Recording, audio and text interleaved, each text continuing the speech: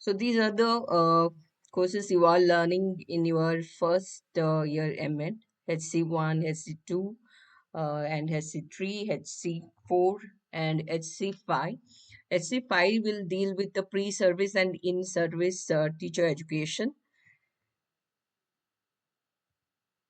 So HC5 has these many units. There are 4 units. Unit 1, elementary teacher education. Hope you might have gone through your syllabus. So in Unit 2, it is a secondary teacher education. Unit 3, it deals with the teacher education at higher level. And Unit 4, it deals with the professionalisms. So in among these, I am going to take you the class Unit 3. That is teacher education at a higher level. It is actually quite easy comparatively other 4 hardcore what you have got. So most probably we will learn in 2 classes. 2 hours are sufficient, but still if you require more than that, I'll be available.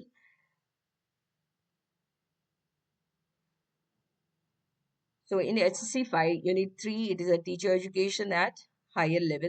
So the objective of this unit is to explain the student teachers with knowledge of agencies helpful for teacher education at and the most in the previous sessions what I came across is you have a lot of doubt regarding practicums.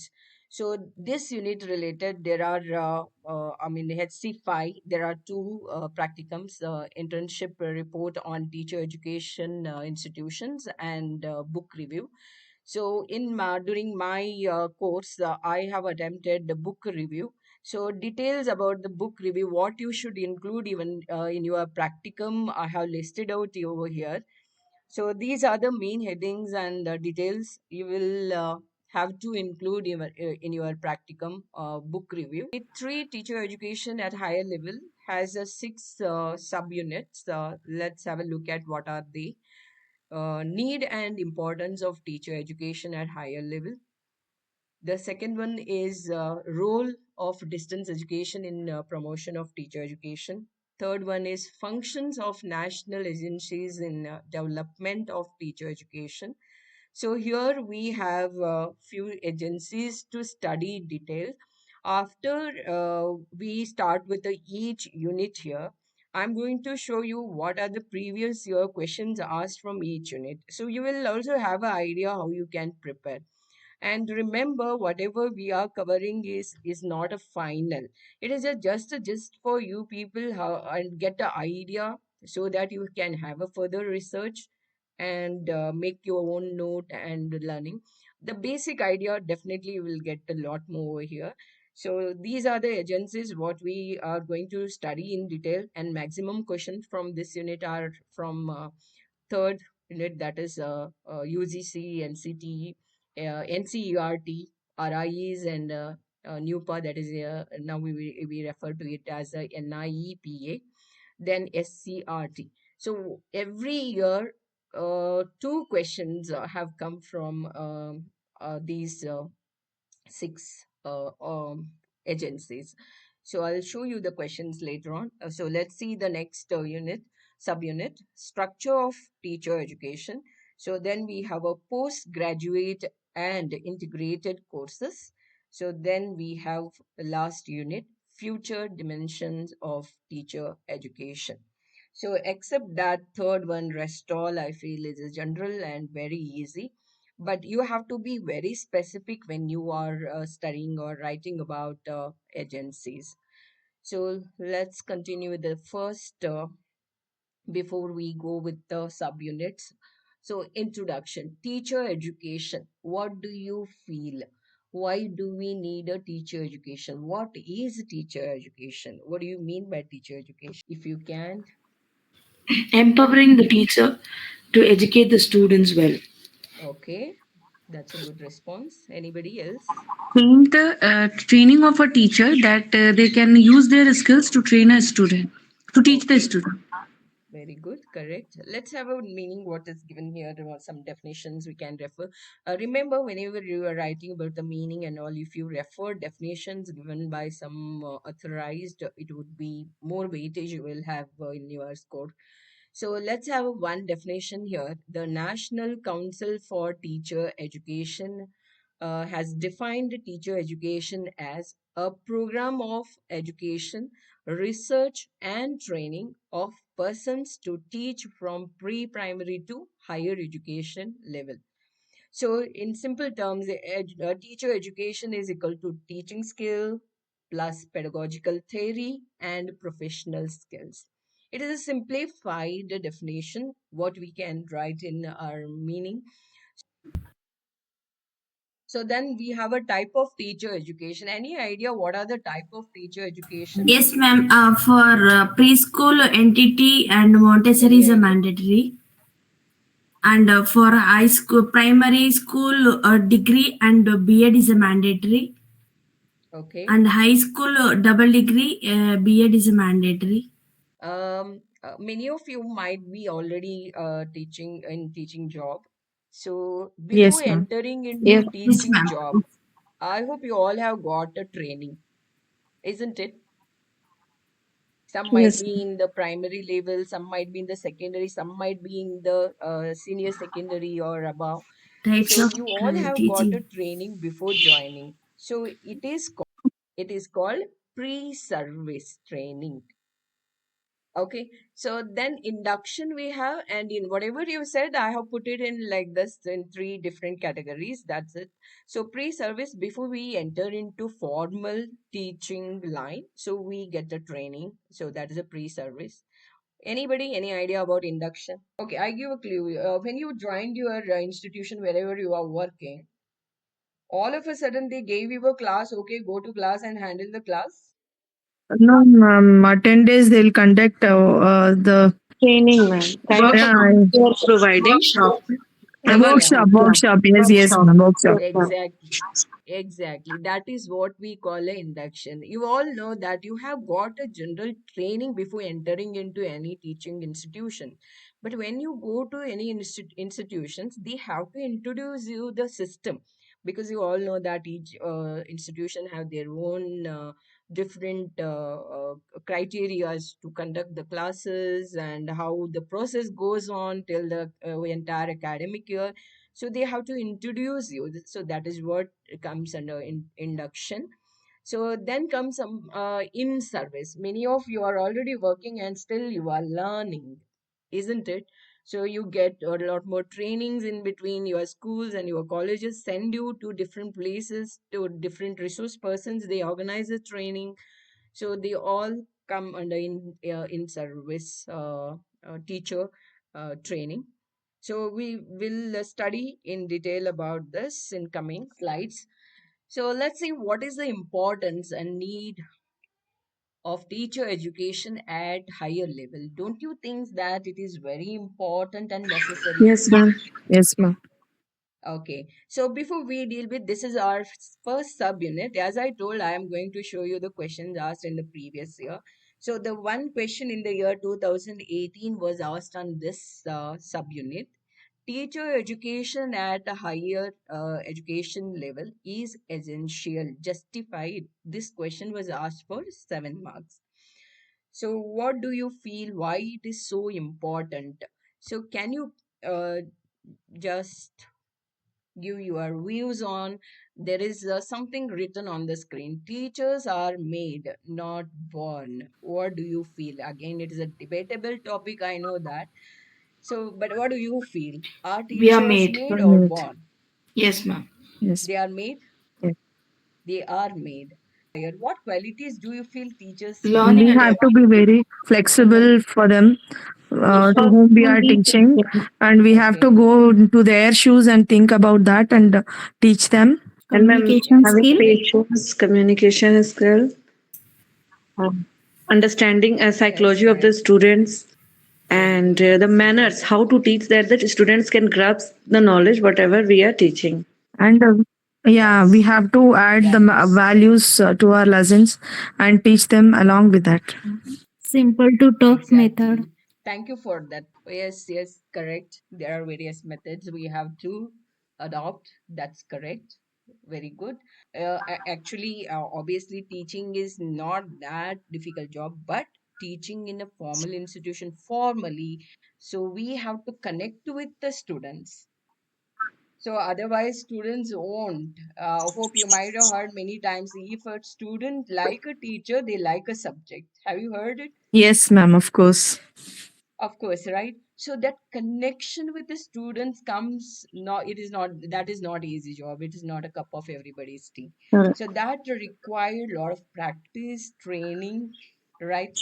So what do you feel? Where can we get these all qualities? Through training or through experience? Yes, yes, exactly. See, what we are doing now at present is the same thing. We are getting trained more. We already trained in our beard, we know it, but still we are not okay with. We have to keep updated ourselves. Lot more changes are happening, isn't it? Yes, ma'am. So we have to keep updated. The students are smarter than us. I have listed out some of the points where whatever you told are in a different version. That's it. So let's have a look at that. So we need a teacher training, education at a higher level, because to understand aim. So to understand aims and objective of higher education, so we need a teacher training. College teachers should have a competency to teach specialized disciplines and to have up to date knowledge at this stage. So you know that very vast nowadays what we are undergoing to develop learners to have a national integrity, democratic outlook, should have a social efficiency, and to use ICT tools for better teaching and learning process. Hope I'm damn sure that you all are using it. To understand the psycho-socio needs of learners at a higher level, very important because so to teach them as per industry demands and develop full competency for their occasional needs. You know that the government is giving, as per NEP, so vocational education is given more importance to, and motivate the learners for research from at this stage to have higher degrees, uh, to adopt action research whenever needed, to enhance their professional skills. So today, more than ever before, teachers are expected to have adequate knowledge and to use this knowledge in their day-to-day instructions. So teachers training should ensure that teachers fulfill the requirement of at least a minimum of the knowledge base as a prerequisite before certifying the individual's competency to teach. Societal and national expectations of educators are quite high. The demands on teachers are so varied that they often find it difficult to meet the needs of people coming from various socio-cultural backgrounds. So overcrowded classrooms, availability of multiplicity of techniques, methods, and approaches, possibilities of an infinite number of modes and media, so, etc. have in their own have way contributed towards making teaching more effective. So, to understand all these aspects, it is a must that teachers require training at different level. So, to develop a sense of international understanding, so education no more restricted to the national boundary. And the second one, we are going to move with the role of distance education in promotion of teacher education. What do you feel? What is distance education? So these are the questions asked on distance education. There are more questions, so then you should be clear with this topic. So question number one, describe the role of distance education in promotion of teacher education in the year 2017 for 7 marks. Then, can teacher education be promoted through distance education?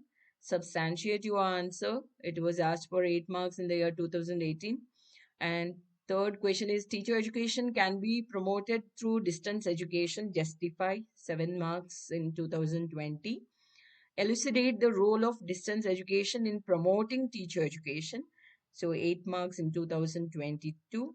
And discuss the role of distance education in promotion of teacher education. 7 marks in the year 2023. So you can analyze from this that every year the question has come on this topic. So any idea what do you mean by distance education? Yes, ma'am. Like No IGNO. need to go college. Okay, no need to go to college, no physical presence is required. Yes, true. Age limit won't be there for this. Anyone can take the admission. Exactly, exactly. Correct. So let's have a look at the two definitions here. One is All India Council for Technical Education, that is AICTE, has defined the distance education as distance education or a distance learning is a field of education that focuses on the pedagogy and andragogy, technology, and instructional systems design that aims to deliver education to students who are not physically on site.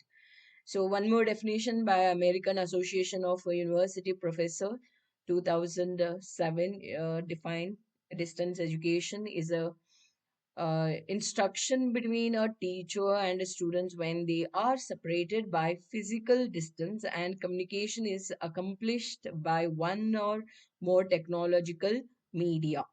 So distance education has a different mode. Let's have a look at that. So what are the type of distance education we have? Correspondence course, hope you have heard all these. Then online courses are there. Then online plus classroom, you might be knowing hybrid, we call it. Then MOOC. Have you heard about MOOC? No, ma'am. Any idea what MOOC stand for? No, ma'am. Massive open online courses. Hope you might be getting this massive open online courses MOOC. It is also a kind of distance education. So why what do you feel why it is important distance education? Is it important first of all? Yes, ma'am. Yes, Those ma'am. who stay in remote For areas working too, they students. can get education through that. Exactly.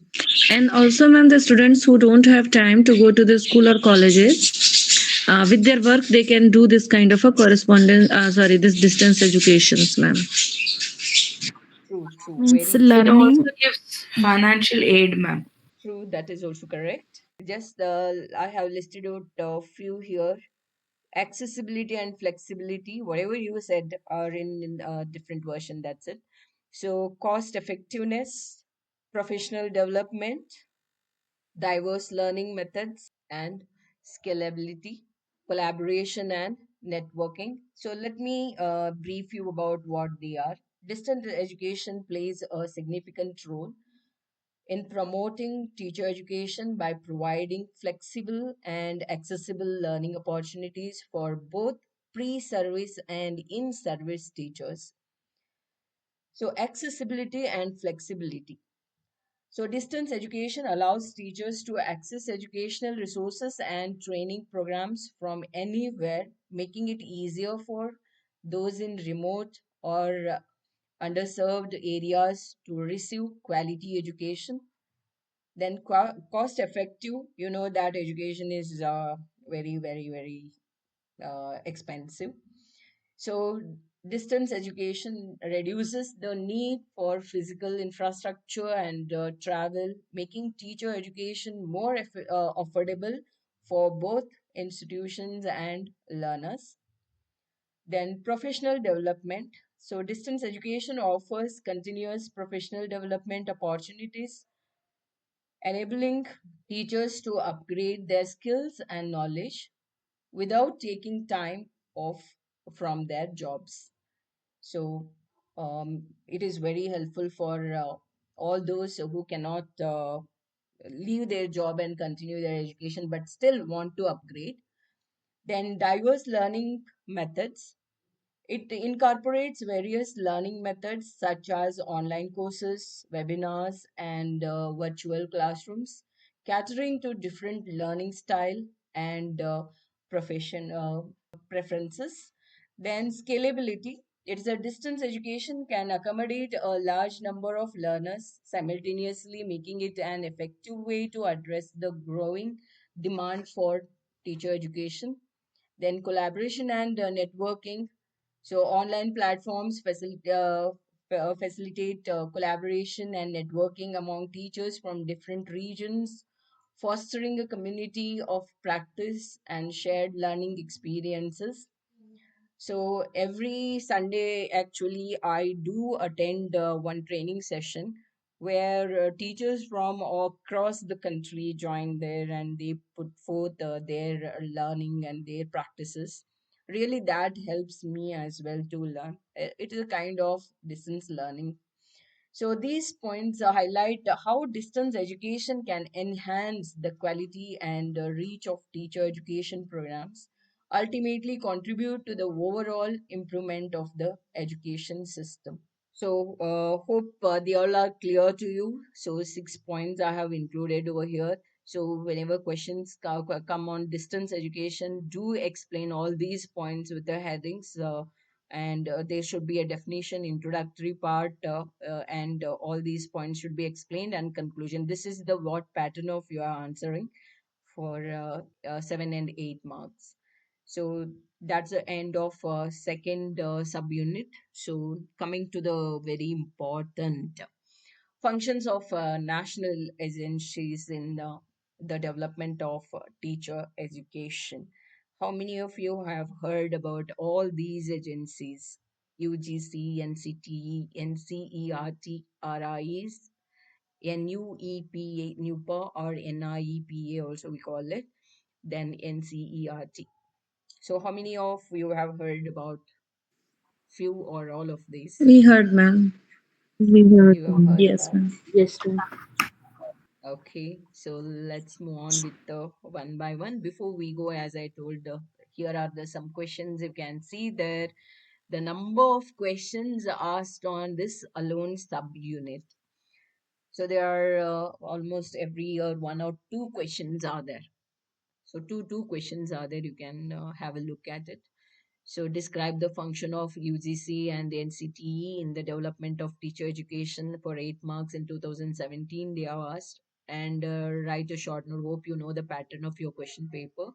So there will be a short note. Two we have to attempt. So one among them was the objective of NCRT in 2017. Then explain the functions of UGC. So 7 marks in 2018. Then how does NCTE work for the maintenance and enhancement of quality in teacher education? 8 marks in 2018. Then explain the role of NUEPA, NUPA or NIEPA. 8 marks in 2020. Then discuss the working of NCERT and RIEs in development of teacher education. 7 marks in 2020.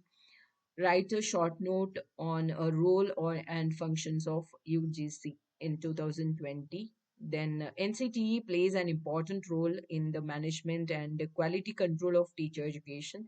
8 marks in 2023. Then discuss the role of NCERT in quality improvement of teacher education. So 7 marks in 2023. So let's see what each one of them stand for. There are a website for each one of them. You can have a detailed look over in the website. So these are the six agencies we are going to look at. Okay, what do you feel? University Grant Commission.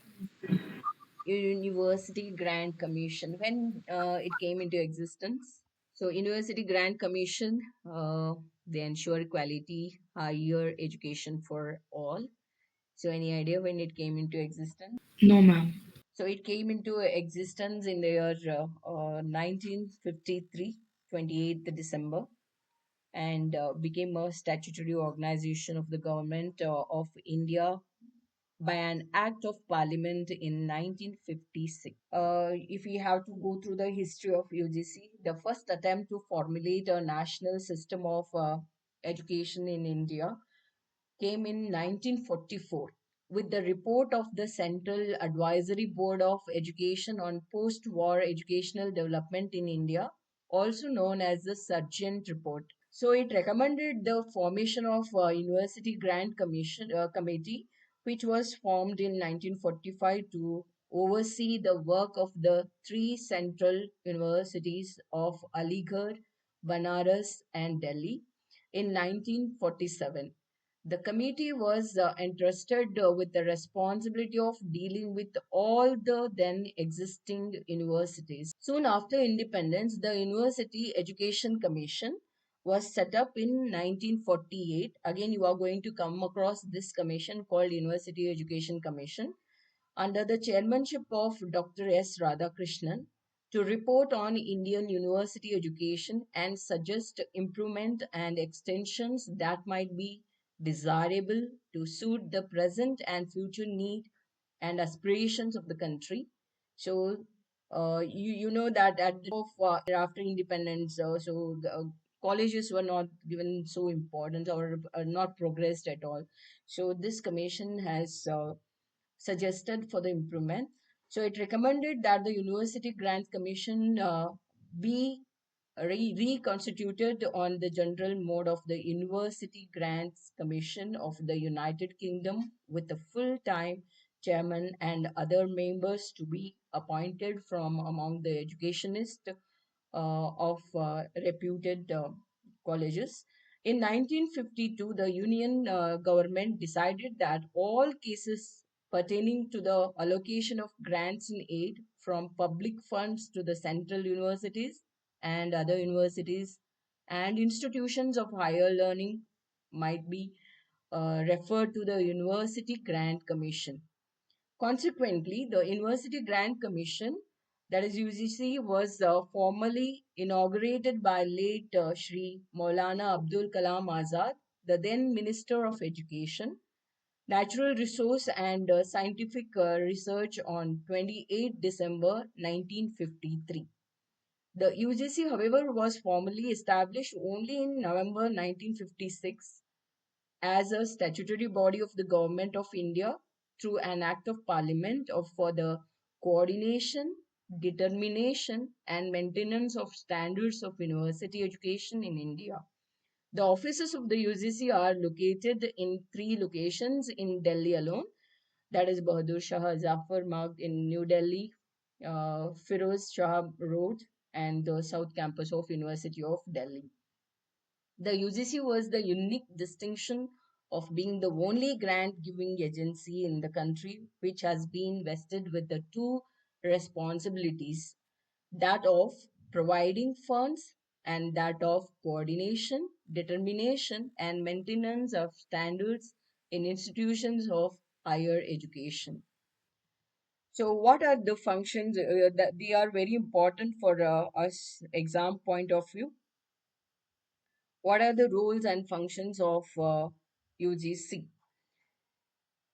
The UGC mandates includes promoting and coordinating university education, determining and maintaining standards of teaching, examination and research in universities, framing regulations on minimum standards of education, monitoring development in the field of collegiate and university education, dispersing grants to the universities and colleges, serving as a vital link between the union and the state governments and institutions of higher learning, advising the central and state government on the measures necessary for improvement of university education, activities and programs to realize its aims of determining and maintaining the educational standards of the university. The University Grants Commission allocates grants to the universities and colleges out of its own funds for their development and their general purpose, advises the central and state government on dispersing grants to the universities of the Consolidated Fund of India, advises any authority on the establishment of new university on or on the purpose seeking expansion of any university. then collects the information or university education in India and in other countries, then seeks information from the universities from time to time. The information may range from the financial position of the university, their various branches of learning, to the rule and regulations followed in a particular university, imparts education to the students in various streams through its countrywide classroom teachings and a 4-year-old 24 hours educational channels called VAS, then conducts National Eligibility Test, TET. Hope many of you might have written or going to write. Through its National Education Testing Bureau in a bid to determine eligibility for lectureship. It also awards a Junior Research Fellowship, JRF, which has been set as the minimum standard for Indian nationals to enter teaching profession and research.